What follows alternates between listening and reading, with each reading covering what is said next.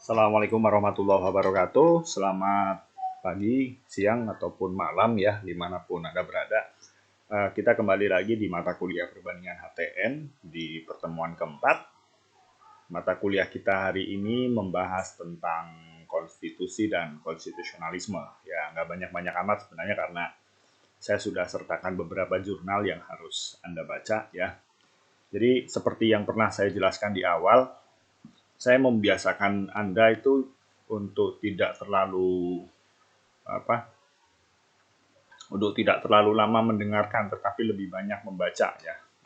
Saya buat videonya nggak terlalu panjang, hanya beberapa persoalan-persoalan besar saja ya, dan semoga saja bisa membantu ya. Baik, mata kuliahnya tentang konstitusi dan konstitusionalisme di pertemuan keempat. Konstitusi sendiri berasal dari bahasa Latin, yaitu constitutio yang bermakna a degree, decree maupun permakluman. Nah, konstitusi ini juga bermakna permakluman tertinggi yang menetapkan struktur kenegaraan, dan konstitusi ya yang ketiga ini merupakan naskah legitimasi paham kedaulatan rakyat. Naskah yang maksud ini adalah konstitutio, merupakan kontrak sosial yang mengikat setiap warga dalam membangun paham kedaulatan rakyat. Bisa kita cerna satu persatu bahwasanya konstitusi ini permakluman, dekret, atau kesepakatan tertinggi dari sebuah struktur negara. Nah, saya menariknya di sini adalah pengertian tentang kontrak sosial, bahwa kontrak sosial yang dimaksudkan adalah dia mengasosiasikan bahwa konstitusi itu sama dengan paham kontrak sosial, meskipun kita bisa baca secara kritis bahwa tidak semua permakluman atau dokumen-dokumen tertinggi di satu negara itu merupakan bentuk kontrak sosial dari rakyat. Misalnya kalau kita baca konstitusi-konstitusi kerajaan-kerajaan lama itu bisa disebut sebagai konstitusi, tapi bukan kontrak sosial dengan rakyat. Yang dimaksud dengan kontrak sosial di sini adalah teorinya John Locke ya tentang kontrak sosial, bahwa semua rakyat itu kemudian memberikan hak mereka, memberikan kedaulatan mereka, memberikan kewenangan mereka kepada pemerintah ya, dalam hal ini untuk pemerintah untuk mengelola negara ya. Jadi bisa Anda imajinasikan bahwasanya yang namanya kontrak sosial itu lahir dari keadaan di mana manusia itu dalam kondisi terburuk mereka, yaitu mereka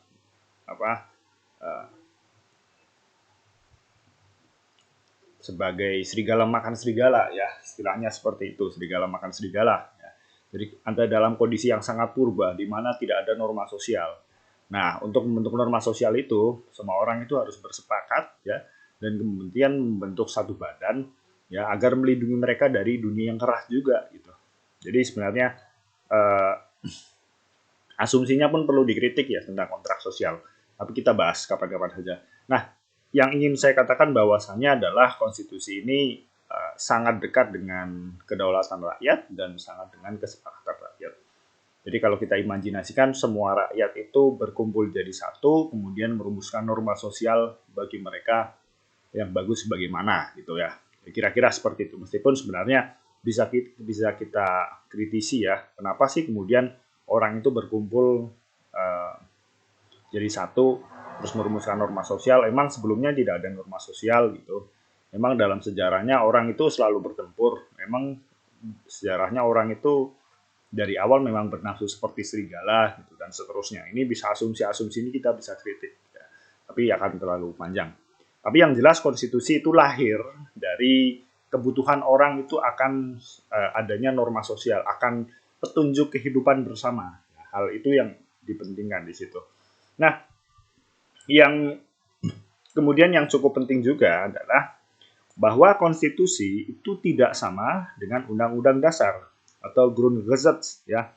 Konstitusi sekali lagi bukan sama dengan undang-undang dasar atau Grundgesetz. Nah, bedanya apa, Pak? Begini, karena Grundgesetz ya atau undang-undang dasar itu lahir dari tradisi Eropa kontinental. Seperti yang saya jelaskan pada materi sebelumnya, di materi ketiga ya tentang perbedaan Anglo-Saxons dan Eropa kontinental, itu menjelaskan bahwa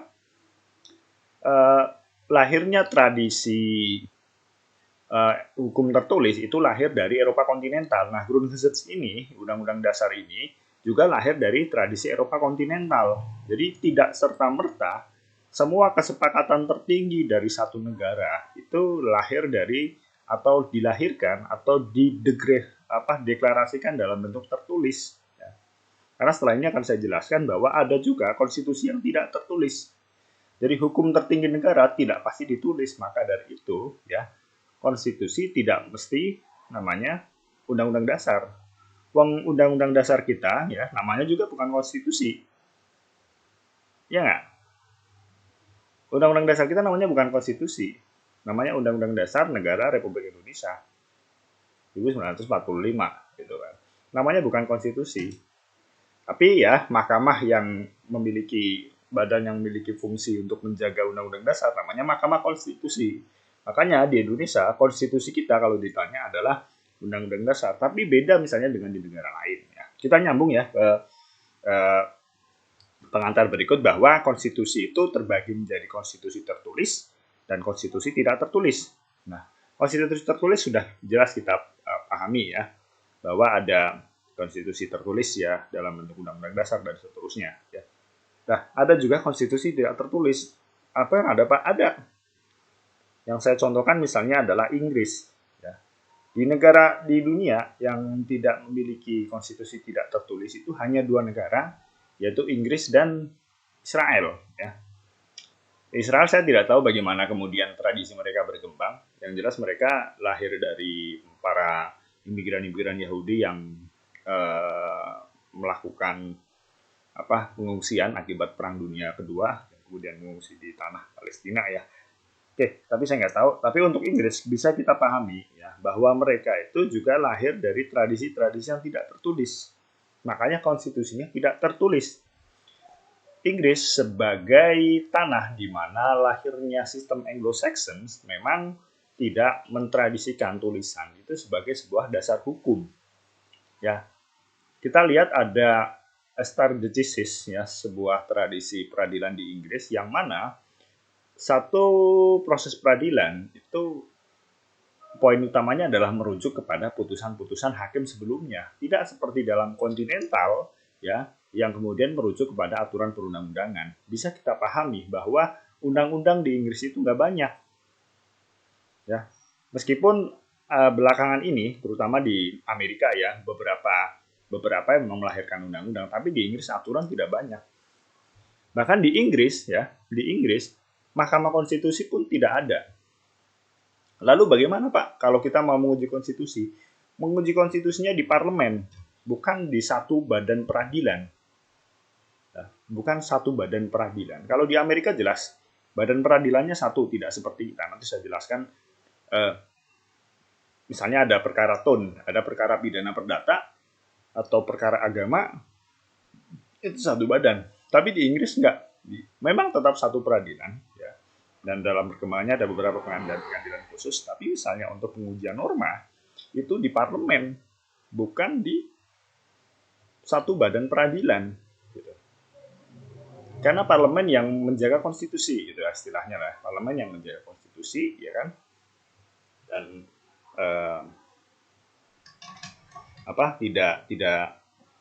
tidak seperti dalam tradisi Eropa kontinental ya. Jadi yang harus Anda pahami itu dulu bahwa konstitusi tidak mesti dalam bentuk tertulis ya. Dan konstitusi tidak secara otomatis itu sama dengan undang-undang dasar. Karena memang beberapa bangsa memiliki petunjuk-petunjuk yang berbeda ya dalam sistem kehidupan bernegara mereka ya. Misalnya Jepang mungkin memiliki konstitusi secara tertulis, tapi ada beberapa teoritik yang mengatakan sebenarnya selain negara itu memiliki konstitusi tertulis, mereka sebenarnya juga memiliki konstitusi tidak tertulis, panduan-panduan bangsa atau Leitstar itu yang tidak tertulis juga sebenarnya juga ada. Misalnya di Jepang kenapa kemudian etos kerja mereka itu sangat bagus ya, Anda kalau lihat di beberapa di internet bisa lihat orang-orang Jepang kalau bekerja itu udah di luar normal, bukan karena aturannya mereka memaksakan seperti itu ya, Tapi karena mereka itu sangat gila kerja gitu. Orang-orang Jepang misalnya Anda kalau lihat pulang kerja tuh malam-malam, nggak langsung pulang, minum dulu, minum sake dulu ya, kemudian baru pulang mabok, bangun kerja lagi, minum sake, pulang tidur kerja, udah hidupnya berputar-putar di situ terus. Nah, ada beberapa yang mengatakan juga ada etos Zen ya, tradisi Zen di sana di Jepang yang membuat mereka itu sangat sangat gila kerja, mania kerja. Bahkan di Jepang ada aturan yang mengharuskan orang untuk istirahat. Ya, karena saking mereka itu sangat gila kerja. Gitu. Jadi beda dengan di sini. Kalau di sini mengharuskan orang untuk kerja ya, kerjanya nego. Kalau negonya nego jam kerja gitu kan. Kalau di sana negonya jam istirahat. Gitu. Ya kamu jangan terlalu kesel lah kerjanya lah gitu. Jangan gitu. Itu bukan karena sistemnya seperti itu. Bahkan sistem mereka mau sendiri menginginkan yang sistem yang agak lunak ya. Karena orang sangat giat bekerja. Oke. Fungsi konstitusi sendiri ada 5 ya. Nah, nanti ada bisa baca jurnalnya, ada fungsi penentu dan pembatas kekuasaan organ negara, ada fungsi pengatur hubungan kekuasaan antar organ negara, ada fungsi pengatur hubungan kekuasaan antar organ negara dan dengan warga negara, dan juga fungsi pemberi atau sumber legitimasi terhadap kekuasaan negara ataupun kegiatan penyelenggaraan kekuasaan negara, dan terakhir fungsi penyalur atau pengalih kewenangan dari sumber kekuasaan yang asli yang ada dalam sistem demokrasi, yaitu adalah rakyat kepada organ negara. Nah, kita bahas secara singkat-singkat saja fungsi konstitusi penentu dan pembatas kekuasaan organ negara. Nah, dengan adanya konstitusi kita jadi jelas. Oh, misalnya konstitusi memiliki sistem bahwa ada trias politika di situ ya. Ada organ-organ negara ya, ada organ negara eksekutif, legislatif, dan yudikatif misalnya. Nah, di situ ditentukan, oh legislatif ternyata fungsinya gini, oh yudikatif fungsinya ini gitu. Jadi jelas oh fungsi saya ini adalah seperti ini ya. Saya tiap tahun hanya mengadili saja, itu yang untuk yang yudikatif. Eksekutif saya hanya menjalankan pemerintah saja, yang legislatif saya hanya membuat peraturan, dan itu kan jadi jelas. Loh, itu kan yang tertulis, Pak. Sekarang kalau yang tidak tertulis itu dari mana? Ayo, dari mana? Kalau yang tidak tertulis. Dari kebiasaan. Ya. Jadi tidak semua ya agenda-agenda kenegaraan itu berdasarkan aturan. Ada juga berdasarkan kebiasaan. Bahkan untuk negara yang memiliki konstitusi tertulis ada kebiasaan-kebiasaan ya, yang itu kemudian menjadi dasar penyelenggaraan kenegaraan. Contohnya apa di Indonesia? Pidato kenegaraan presiden yang disampaikan pada tanggal 16 Agustus setiap tahun. Pasti itu disampaikan. Apa ada di konstitusi? Ada nggak di Undang-Undang Dasar? Nggak ada. Nggak ada itu. Tapi itu kebiasaan. Ya. Atau misalnya dalam penyambutan tamu negara. Ada nggak? Ada yang tahu di sini nggak Undang-Undang penyambutan tamu negara? Nggak ada, itu kebiasaan juga. Biasa negara-negara lain menyambut tamu negara seperti ini. Makanya dulu ya, di Indonesia itu sempat ribut. Awal-awal Indonesia merdeka itu kan nggak punya duit. Ya kan? Indonesia nggak punya duit. Nah, beberapa orang itu menginginkan penyederhanaan, ya, pengennya simpatik, pengennya prihatin gitu. Tapi di satu sisi ada yang menganggap itu kita jangan prihatin. Kita sebagai sebuah negara harus menunjukkan bahwa kita itu negara yang sangat berdaya. Kita negara yang kuat. Nah, salah satunya adalah Sultan Hamid. Sultan Hamid menginginkan birokrasi negara itu, kemudian negara itu tampil sebagai sebuah negara yang modern. Misalnya dalam penyambutan tamu ya harus diberikan sesuatu sebisa mungkin sama dengan kebiasaan-kebiasaan negara lain. Tapi itu ditolak beberapa politisi, misalnya Hatta, Natsir ya, karena menganggap itu pemborosan dan tidak perlu gitu ya. Tapi itu masalah. Tapi yang jelas harus kita perhatikan bahwa ada beberapa kebiasaan-kebiasaan dalam penyelenggaraan negara itu yang tidak tertulis dan itu dilakukan secara bertahun-tahun. Ini juga bisa menjadi dasar untuk bagi konstitusi-konstitusi negara-negara yang tidak memiliki konstitusi tidak tertulis, di Inggris misalnya, seterusnya. Nah, kemudian mengatur hubungan kekuasaan antar organ negara, yang jelas kalau tertulis sudah ada dasarnya. Yang 3 juga sama ya, mengatur hubungan kekuasaan antara organ negara dengan warga negara ya, terutama dalam pemberian hak ya. Kemudian fungsi pemberi atau sumber legitimasi terhadap kekuasaan negara ataupun kegiatan penyelenggaraan kekuasaan negara. Dan terakhir, penyalur atau pengalih kewenangan dari sumber kekuasaan yang asli pada organ negara. Jadi, fungsi konstitusi secara teoretik seperti itu. Kita masuk ke sejarah konstitusi Indonesia ya. Indonesia punya beberapa konstitusi, istilahnya ada 4 konstitusi yang berlangsung ya, yang pernah diterapkan di Indonesia. Yang pertama kali itu ada Undang-Undang 1945 yang bentuk adalah BPUPKI, terdiri dari 37 pasal, dan konstitusi ini berlaku dari 18 Agustus sampai 1945 ya, 27 Desember 1949 kita bisa lihat di sini. Ini Undang-Undang Dasar yang lama ya. Nah, ini pembukaan ya, ini masih sama juga ya. Terdiri dari 37 pasal. Bisa Anda lihat. Ini penjelasan ya. Yang menarik adalah undang-undangnya memiliki penjelasan. Undang-undang dasarnya memiliki penjelasan.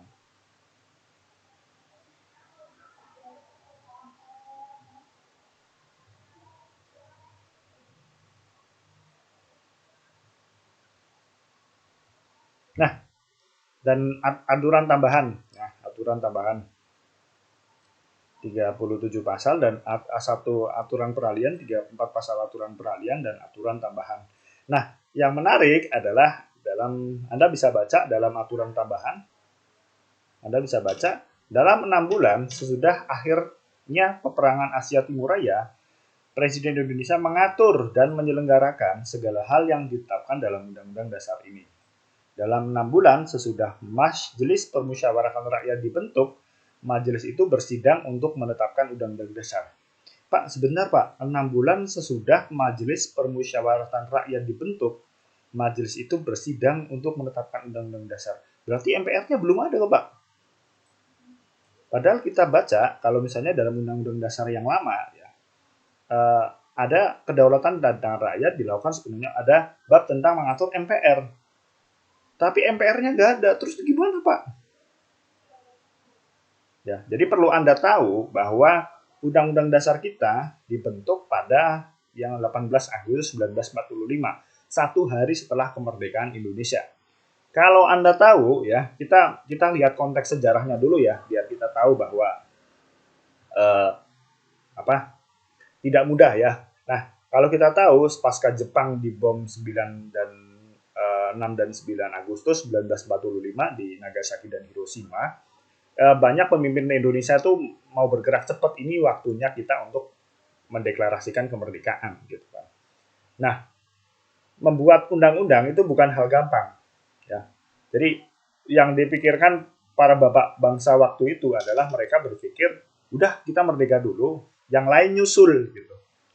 Ya, makanya kalau bisa kita lihat di sini ya, ada aturan peralihan di sini di Undang-Undang Dasar yang lama, ada aturan peralihan dan aturan tambahan.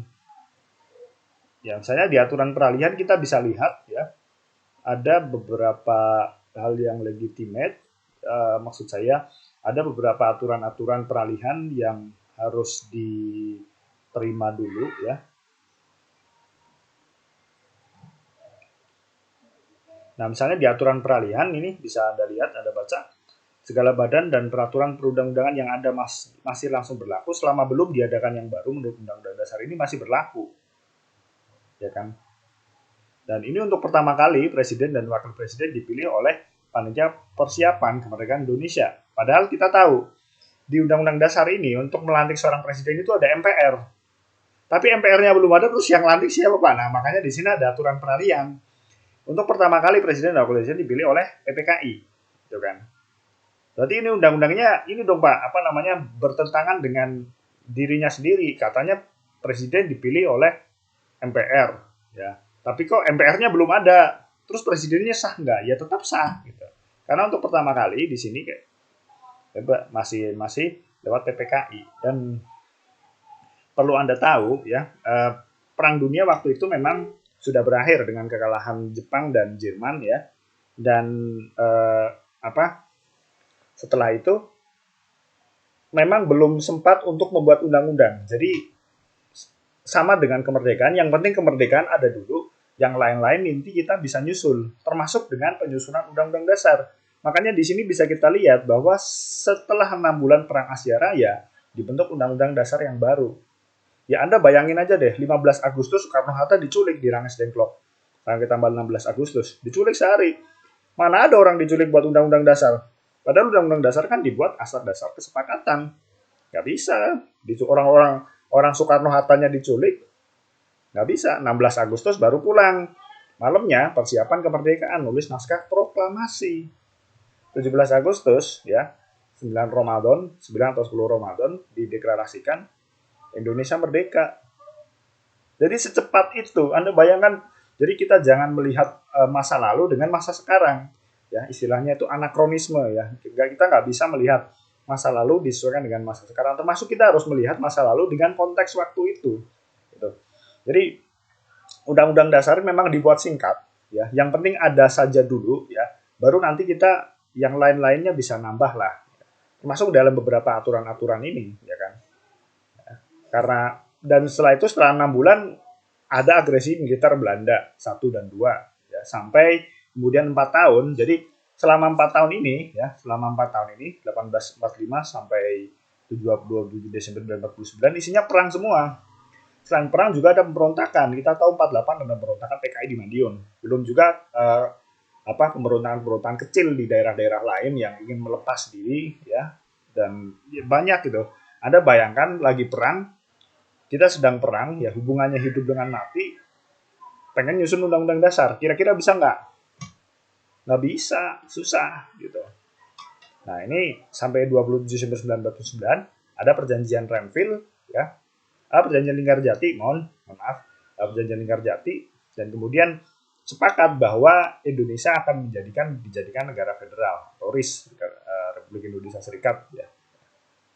Dan kemudian ada pengalihan kekuasaan dari Belanda ke Indonesia. Makanya Belanda sampai tahun 2000-an itu mengakui kemerdekaan Indonesia itu 27 Desember. Karena dari awal mulainya diberikan kewenangan atau kedaulatan kepada Indonesia. Itu pun dalam bentuk federal. Ya, itu pun dalam bentuk federal. Sehingga kemudian undang-undang ini nggak berlaku, dan kemudian berlaku undang-undang yang baru. Ya, kemudian berlaku undang-undang yang baru. Itu Undang-Undang RIS atau Republik Indonesia Serikat. Ya, ini modelnya dibentuk negara federal. Ada beberapa negara federal waktu itu, ada Jawa, ada negara Madura, negara Jawa Barat, dan negara Indonesia Timur ya. Ada banyak negara ya, dan kemudian waktu itu ada beberapa negara yang memisahkan diri juga. Jadi dari ini sampai 17 Agustus 50, ini sampai adanya mosi integral Nasir. Ya, jadi waktu itu Nasir ya, seorang politisi dari Masyumi, kemudian berpidato tentang mosi integral. Dia melihat bahwasanya Indonesia kalau dengan sistem federalisme ini belum siap atau nggak siap, karena banyak negara-negara yang kemudian waktu itu menginginkan pemisahan diri dari Indonesia. Makanya dia menggunakan mosi integral. Ya, jadi mosi integral ini bisa dikatakan proklamasi kedua. Setelah proklamasi pertama pada 17 Agustus 1945. Nah, momentumnya sangat pas sekali. Jadi 5 tahun setelah proklamasi pertama, ada dalam tanda kutip proklamasi kedua, menginginkan Indonesia bersatu kembali. Sehingga waktu itu negara RIS dibubarkan dan kemudian berlaku Undang-Undang Dasar sementara yang berlaku pada 17 Agustus 50 sampai 5 Juli 1959 ya, sampai The Great President. Nah, yang menarik adalah Undang-Undang Dasar sementara ini ya, itu untuk menopang sistem pemerintahan secara parlementer. Jadi Indonesia dalam sejarahnya juga nggak mesti murni presidensial semua dari awal. Yang murni presidensial memang hanya Undang-Undang Dasar 1945 dan Undang-Undang 1945 yang baru ya. Nah, Undang-Undang 1945 ini memang executive heavy ya. Jadi dia lebih berat kepada kekuasaan eksekutif daripada legislatif. Nah, di Undang-Undang Dasar sementara sebaliknya, dengan menggunakan sistem parlementer waktu itu, ya, dengan presiden itu hanya tampil sebagai kepala negara, bukan kepala pemerintahan. Kalau di negara presidensil, ya, kepala negara dan kepala pemerintahan jadi satu. Tapi di parlementer enggak, ya. Ada seorang perdana menteri, ya. Ini juga aneh juga dalam sejarah. Anda bisa lihat bahwa Undang-Undang 1945 tidak mengatur tentang Perdana Menteri, tapi eh, pertama kali Indonesia itu punya Perdana Menteri. Malah punya Perdana Menteri ini. Waktu itu ya memang kacau sih, kita harus bisa memaklumi masa lalu. Nah, tapi pada pasca 1950 ya, mulai dibentuk model parlementer dan mulai ada pemilu. Pemilu pertama 1952 ya, itu hanya pemilu-pemilu awal di beberapa kota saja. Dan 1955 itu ada pemilu secara nasional, yaitu untuk memilih anggota dewan dan memilih anggota dewan konstituante. Jadi ada dua, ya, hanya untuk parlemen dan untuk konstituante. Konstituante untuk apa? Untuk menyusun undang-undang dasar yang baru. Jadi ini kembali lagi ke 1945 ketika waktu itu undang-undang dasarnya belum jadi, ya, karena perang, konflik dan seterusnya, maka orang mulai berpikir, ayo kita buat undang-undang baru. Siapa yang nyusun? Yang nyusun adalah konstituante, ya. Dewan konstituante itu menyusun undang-undang dasar baru. Mereka dipilih berdasarkan apa? Berdasarkan pemilu 1955. Nah, pemilu 1955 memilih konstituante dan konstituante itu bersidang untuk apa? Untuk menyusun undang-undang dasar. Nah, ada hal yang menarik bahwa konstituante ini undang-undang dasarnya, misalnya saya kutip di bukunya Yudi Latif yang Negara Paripurna, konstituante itu sudah 90% menyelesaikan masa sidang. Jadi undang-undang dasar yang diinginkan secara ideal itu 90% sudah jadi. Tapi ada satu hal yang belum jadi, yang tidak disepakati, yaitu adalah tentang dasar negara. Jadi waktu itu ya, eh, pendapat itu terpolarisasi. Secara umum ada dua ya, antara nasionalis dan Islam. Sebenarnya ada satu polarisasi, yaitu Partai Murba, partainya Tan Malaka. Tapi Tan Malaka udah mati tahun segitu. Ada Malik lah, ada Malik kan tergantung Malik dan seterusnya. Tapi mereka lebih ke nasionalis. Nah, orang nasionalis menginginkan dasar hukumnya, dasar negara adalah Pancasila dan nasionalisme. Sedangkan yang Islam ya, itu menginginkan dasar negara adalah Islam. Yang Islam waktu itu dikomandoi oleh PSII ya, Partai Serikat Islam Indonesia, waktu itu masih ada Abi Kusno Cokro Adi Suryo, ada Nahdlatul Ulama ya, kemudian ada Masyumi ya, terus ada beberapa partai-partai yang lain. Nah, yang nasionalis itu ada Partai Katolik, ada PNI terutama, ada PKI, Partai Komunis juga. Mereka menginginkan dasar negaranya adalah nasionalis atau Pancasila. Nah, waktu itu polarisasi ini dilihat Soekarno, waktu itu dia ada pemimpin tertinggi negara ini, maksud saya adalah dia sebagai seorang kepala negara, dia melihat hal ini itu menjadi sesuatu yang tidak selesai. Ya, Soekarno melihat kok konstituante debat terus, nggak ada hasilnya. Hasilnya mana? Padahal saya ini eksekutif, saya ini yang melaksanakan pemerintahan. Gitu kan. Saya ini kepala negara dan saya harus ada undang-undang dasarnya. Tapi undang-undang dasarnya nggak ada. Ini gimana? Ini sidang-sidang terus, ribut-ribut terus gitu. Jadi Soekarno waktu itu melihat bahwasanya hal yang terlalu berisik itu tidak baik. Jadi konstituante debat terus nggak ada hasilnya, bagi dia adalah sesuatu yang sia-sia. Maka dari itu muncul Dekret Presiden 5 Juli 1959. Ya, selain isinya adalah isinya ada tiga, yaitu yang pertama membubarkan Dewan Konstituante, kemudian menggunakan Undang-Undang Dasar ini. Undang-Undang Dasar ini diberlakukan kembali. Yang ketiga adalah membentuk DPR GR. Dia membuat parlemen baru berdasarkan tunjukannya dia sendiri sih, DPR GR ya, gotong royong singkatannya. Jadi yang sudah dibuat oleh Dewan Konstituante itu dihancurkan semua intinya tidak diberlakukan kembali. Dan kebetulan waktu itu ada pemberontakan PRRI ya, Pemerintah Revolusioner Republik Indonesia. Waktu itu ada di Sumatera dan beberapa tempat. Dan kebetulan ya, Soekarno waktu itu adalah orang PNI, Partai Nasional Indonesia, ya.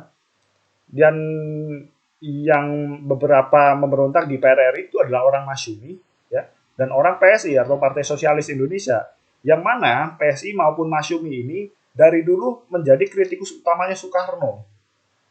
Ya, kritikus utamanya Soekarno itu adalah Masyumi, terutama Pak Natsir, Muhammad Natsir, orang Minang, dan kemudian PSI lebih banyak lagi.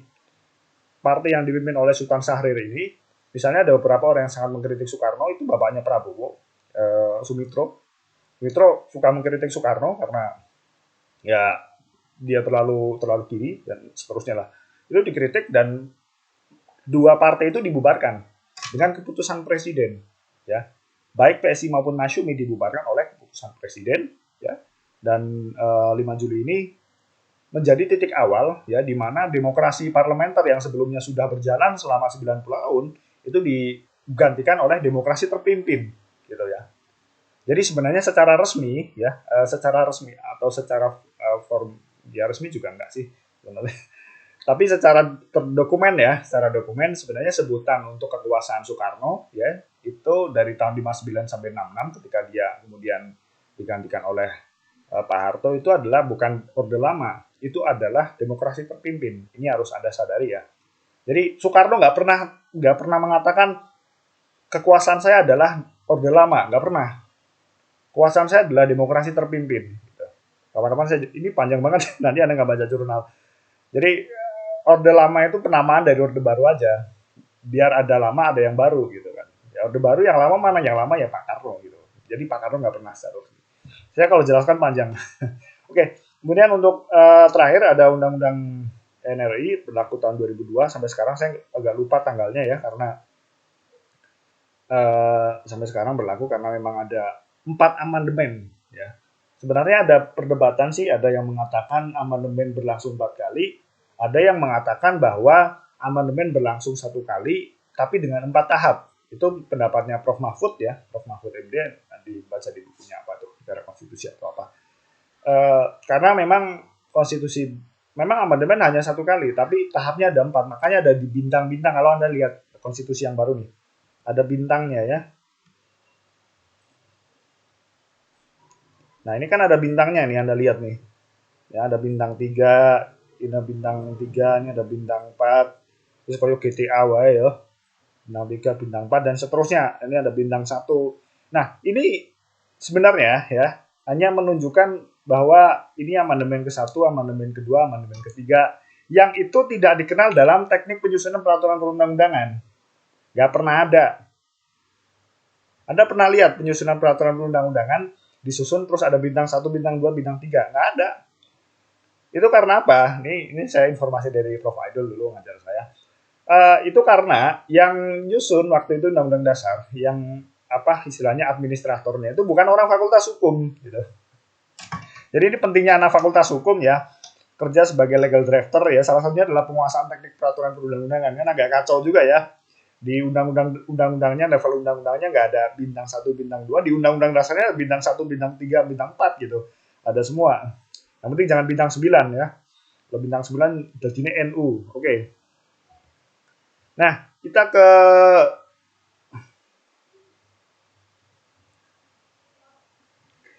ke konstitusionalisme ya. Ini tadi ada konstitusi. Nah, sekarang kita ke konstitusionalisme. Nah, konstitusionalisme pada dasarnya adalah gagasan tentang pembatasan kekuasaan negara, ya. Gagasan pembatasan kekuasaan negara dan konstitusi tidak serta-merta, ini ya, konstitusi yang perlu saya tebalkan, konstitusi tidak serta-merta mengandung konstitusionalisme. Meskipun pada dasarnya konstitusionalisme itu didasarkan pada konstitusi, gitu. Jadi pembatasan negara, ya, itu tidak selamanya ada di dalam konstitusi. Kenapa sih Pak ada pembatasan negara? Agar apa? Agar tidak ada kesewenang-wenangan. Agar pengatur yang negara itu tidak sewenang-wenangan. Nah, ini, dua ini.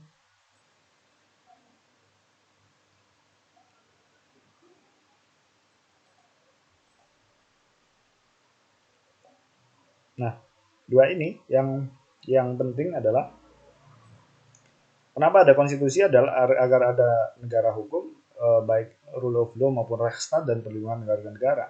Yang penting adalah biar tidak ada kesewenang-wenangan dan ada jaminan perlindungan warga negara. Ide dasar tentang konstitusionalisme itu ada di dua ini, ya, perlindungan warga negara dan negara hukum. Nah, memang ada Pak konstitusi yang tidak mengandung konstitusionalisme banyak. Konstitusi-konstitusi di masa lalu itu tidak mengandung pembatasan kekuasaan. Karena misalnya maksudnya dalam negara-negara teokrasi memandang bahwa raja adalah titisan Tuhan, maka ya raja akan berbuat sekehendak apapun, meskipun ada konstitusinya dan tertulis. Anda kalau lihat konstitusi Wehrmacht itu ya, konstitusinya Jerman ya pasca Nazi memenangkan pemilu, itu konstitusinya adalah sangat rasis.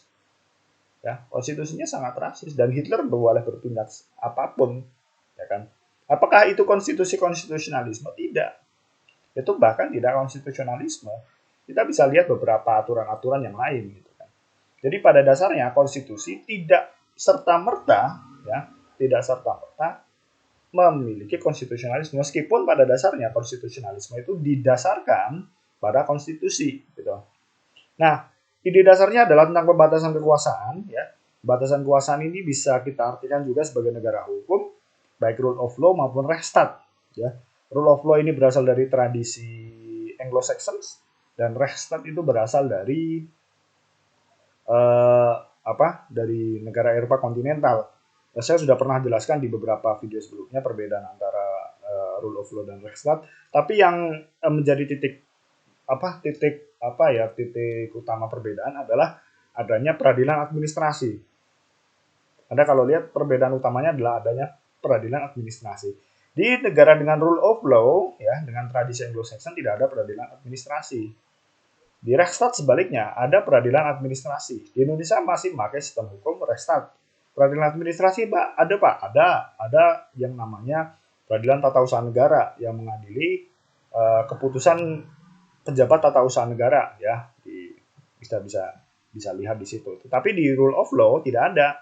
Kenapa? Tradisinya berawal dari para tradisi bangsawan. Ya. Di Eropa kontinental ketika itu bangsawan masih dianggap sebagai orang yang terhormat, sehingga mereka harus diadili dengan pengadilan yang berbeda dengan pengadilan yang berbeda dengan rakyat. Gitu ya. Meskipun sebenarnya di PT UN pun bukan bermaksud meninggikan para bangsawan, tidak ya, tapi memang lahirnya sebenarnya dari situ. Nah, ada di rule of law tidak ya, bangsawan ya sama aja pengadilan, karena ada yang namanya prinsip equality before the law ya, semua orang sama di hadapan mata hukum ya. Nah, ini beda dengan Rechtsstaat ya, ada pengadilan sendiri. Dan perlindungan warga negara, jaminan perlindungan warga negara ini sangat penting karena dengan adanya negara modern berarti sudah ada dikotomi antara negara dengan rakyat. Negara dalam hal ini bisa bertindak apapun, ya. Tapi dalam hal ini perlu juga ada perlindungan terhadap warga negara gitu, agar tidak sewenang-wenang. Nah, beberapa dokumen tentang konstitusionalisme bisa kita lihat di Magna Carta di Undas 1222 atau Declaration of Independence yang dibentuk di Amerika ya. 13 koloni yang ada di Amerika membentuk Declaration of Independence, penghargaan terhadap hak-hak manusia itu kemudian di situ ada Magna Carta juga ya. Bisa kita juga lihat di Piagam Madinah dulu perjanjiannya antara Nabi Muhammad ya dengan para Bani Yahudi, ada Bani Quraisy dan beberapa Bani Yahudi yang membuat perjanjian. Bahkan ada beberapa ahli yang mengatakan sebenarnya konstitusi utama itu bukan di Magna Carta tapi di Piagam Madinah, karena waktu itu Rasulullah tidak mengutamakan orang Islam tapi mengutamakan kepentingan bersama ya. Mengutamakan kepentingan bersama dalam hal ini adalah kepentingan negara kota ya. Jadi dianggap sebagai negara kota, bukan negara bangsa yang kayak kita anggap Indonesia lah, karena waktu itu beda ya, zaman Nabi dengan zaman sekarang beda. Jadi lebih pantas Yasrib gitu ya, awal mula Madinah itu dikatakan sebagai negara kota. Itu melindungi seluruh orang Madinah gitu kan. Juga melindungi seluruh orang Madinah, baik itu suku apapun ya, baik Ansor maupun Muhajirin, termasuk juga para Yahudi dilindungi apabila ada serangan bersama. Nah itu, dan ada beberapa jaminan-jaminan hak kepada para warga ya. Jadi bisa Anda lihat di Piagam Madinah. Oke, itu konstitusionalisme. Kemudian kita lihat di praktek di Indonesia.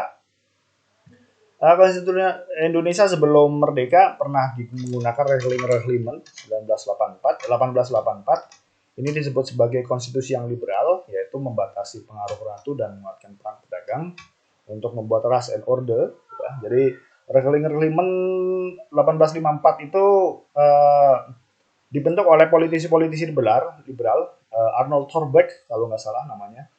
Dia waktu itu parlemen di Hindia Belanda dia menang dan kemudian 1848 dia menang 1848, kemudian dia bersama teman-temannya itu menyusun satu konstitusi liberal ya, agar juga diterapkan di Timur Jauh. Timur Jauh itu maksudnya negara jajahannya. Nah, ini juga konstitusi yang menguatkan menguatkan peran pedagang, karena waktu itu 1870 ada yang namanya Agrarische-Wet ya, undang-undang pertanahan yang muncul 1870 untuk memberikan legitimasi kepada investor untuk bisa menanam modal di sana kan.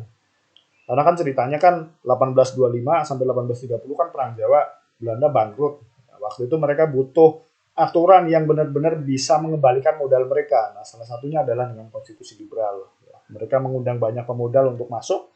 Ya makanya waktu itu perusahaan yang ada ya hanya, makanya ada Van den Bosch, ada tanam paksa ya, yang memaksa orang itu untuk menanam komoditas di luar kebutuhan pokok. Ya, makanya banyak kebun tebu, banyak perkebunan gede. Itu kan dulu dari Belanda ya.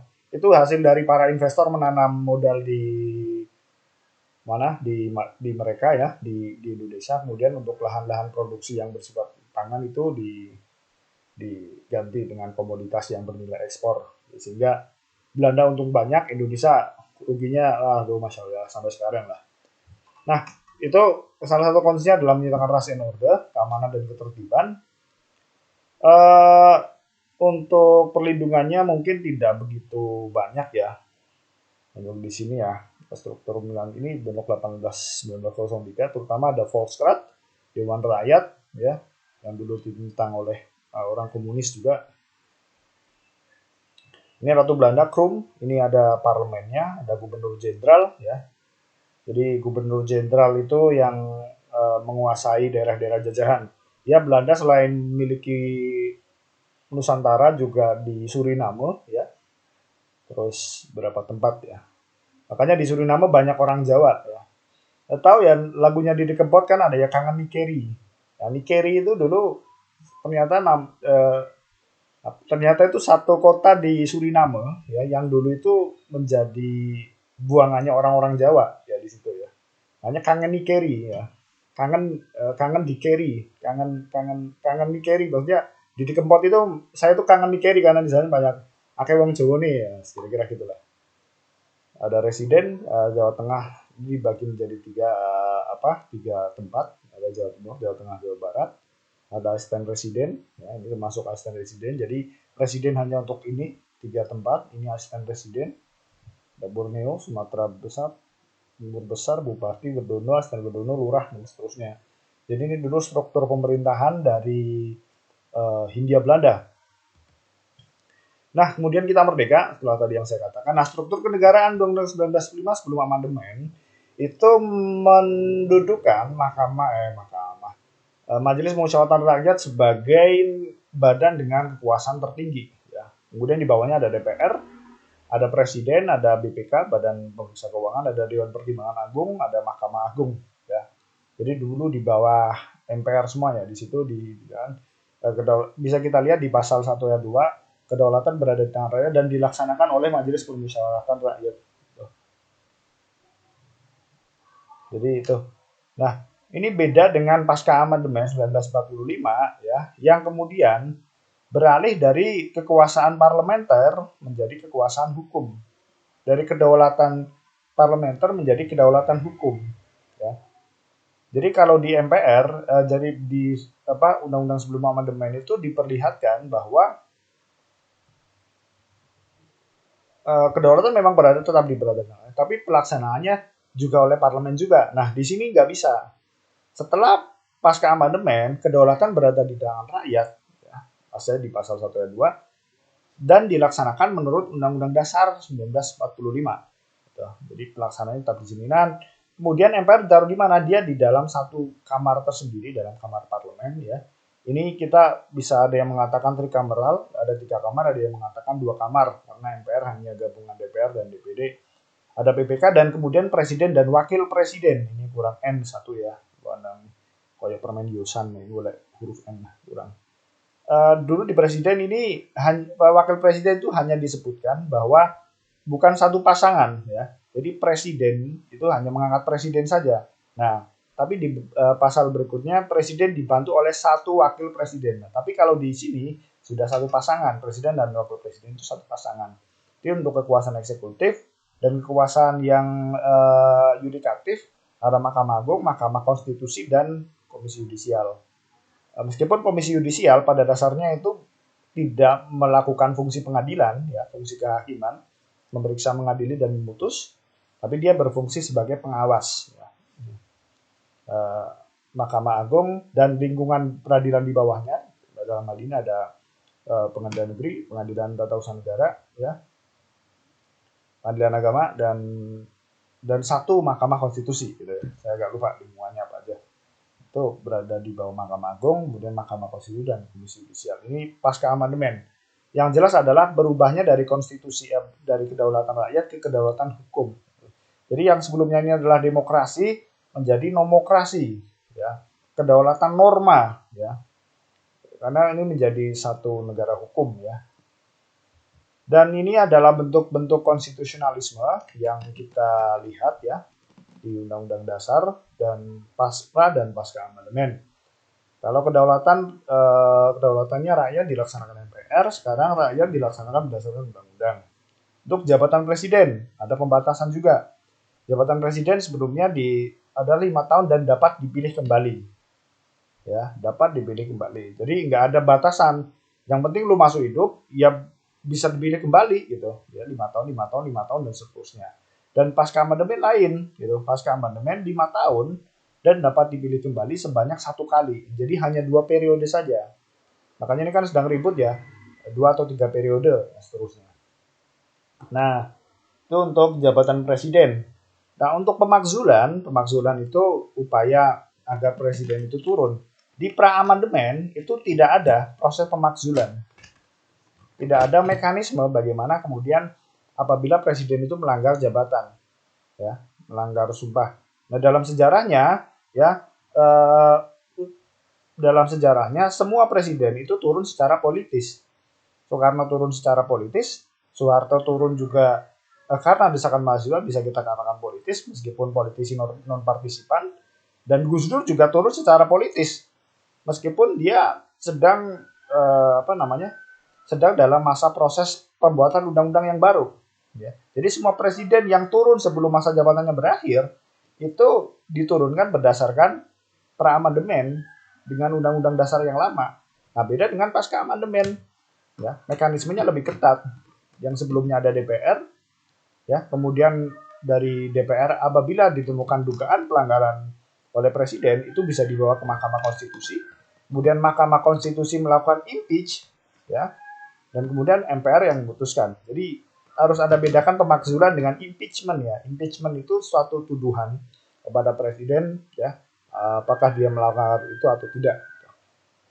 Nah, itu untuk proses pemakzulan. Untuk kekuasaan legislasi, kita bisa lihat bahwa di Undang-Undang Dasar yang lama, Anda bisa lihat bahwa presiden itu membentuk kekuasaan legislatif. Jadi dulu itu memang benar-benar eksekutif heavy, ya, benar-benar sangat mengutamakan kekuasaan eksekutif. Presiden DPR itu hanya setuju gitu aja, hanya sebagai persetujuan saja. Rancangan juga diberikan oleh presiden. Rancangan undang-undang itu dari presiden semua.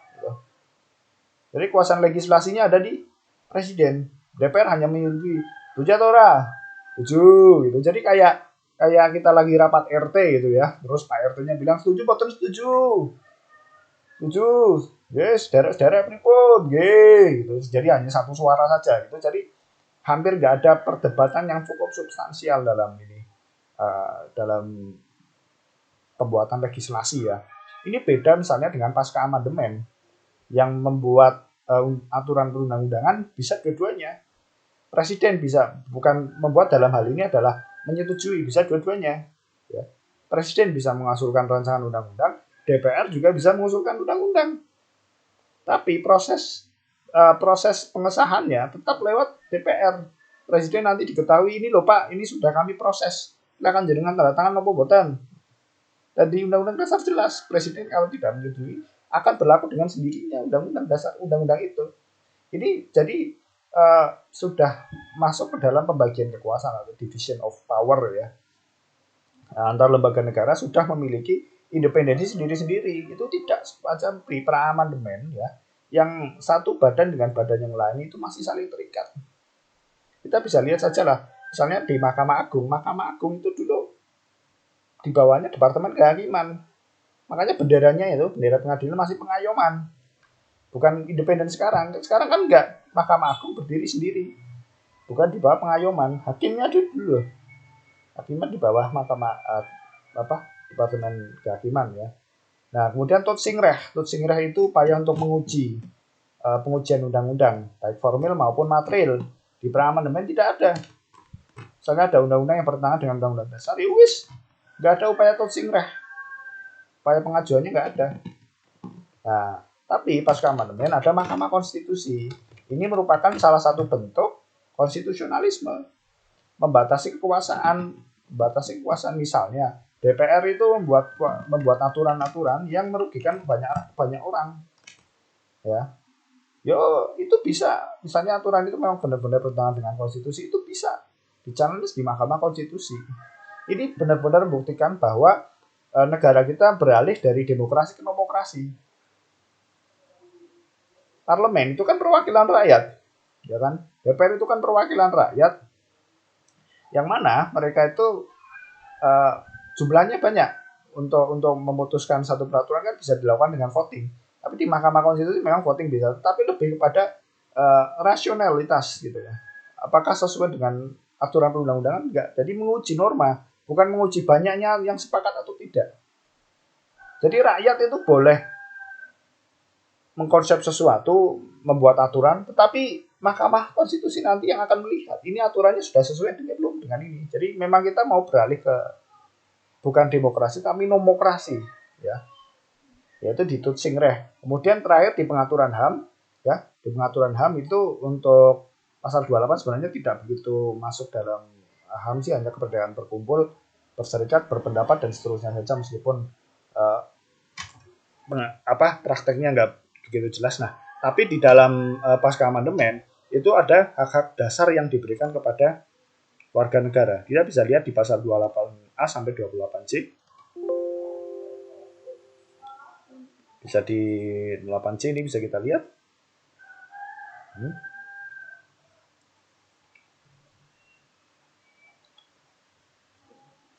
Ya, 8A ada hak asasi manusia. Ini misalnya di sini nggak ada. Di Undang-Undang Dasar yang lama nggak ada. Bab tentang hak asasi manusia nggak ada. Hanya pasal 28, kemerdekaan berserikat dan berkumpul, mengeluarkan pikiran dan lisan atau tulisan dan sebagainya, terkait dalam undang-undang itu nggak ada. Nah, ini sekarang sudah ada. Jadi jaminan tentang kehidupan manusia itu sudah mending di Undang-Undang Dasar yang baru ini. Ya, ini ada 28 sampai 28C, ada hak untuk beragama, hak untuk melakukan pendapat, hak jaminan perlindungan, hak atas kesehatan dan seterusnya. Itu sudah dijaminkan di sini semua. Gitu. Kenapa kemudian kenapa kemudian di Undang-Undang Dasar yang lama kok malah sedikit kok, yang sekarang baru ya banyak. Salah satunya memang kekuasaan negara waktu itu begitu kuat ya dari itu, dan kemudian juga ada pertentangan juga ya di dalam penyusunan undang-undang dasar itu ada orang yang menentang adanya hak asasi manusia. Ada namanya Dr. Supomo orang yang berpikir tentang negara integralistik itu loh. Dia berpikir bahwa hak asasi manusia itu nggak penting. Kenapa nggak penting? Kalau ada hak asasi manusia, berarti nanti setiap orang itu akan berpikir secara individual. Karena dia sudah dijamin haknya oleh negara, berarti dia bisa berpikir secara individual. Kalau orang berpikir individual, nanti dia akan melupakan gotong royong. Dia orangnya itu nggak berpikir sosialis. Gitu. Dia nggak berpikir secara kebersamaan. Padahal akar pikiran kita itu adalah gotong royong. Kalau ada hak asasi, nanti itu bertentangan. Orang akan berpikir secara individualis. Gitu. Nah, itu pendapat Dr. Supomo waktu itu, dan itu dikuatkan oleh Yamin dan Soekarno, tetapi ditentang oleh Muhammad Hatta. Loh, nggak bisa, saya itu 20 tahun di Eropa dan saya itu menentang individualisme. Kenapa kemudian harus ada hak asasi manusia? Itu adalah untuk menjamin ya bahwa negara itu tidak boleh bertindak sewenang-wenang. Jadi antara negara yang tidak boleh bertindak sewenang-wenang dengan kebebasan individu, itu adalah satu hal yang paket yang tidak bisa dibuang dua-duanya gitu. Dibuang salah satu nggak bisa, harus dua-duanya itu sepakat. Negara nggak boleh sewenang-wenang, ya harus dijamin juga dengan hak asasi manusia gitu. Nah, jadi intinya di situ ya, teman-teman. Itu dari saya. Nanti mohon dibaca jurnal-jurnalnya dan bisa Anda mengakses dari sumber lain tentang konstitusi dan konstitusionalisme. Jadi saya cukup. Wassalamualaikum warahmatullahi wabarakatuh.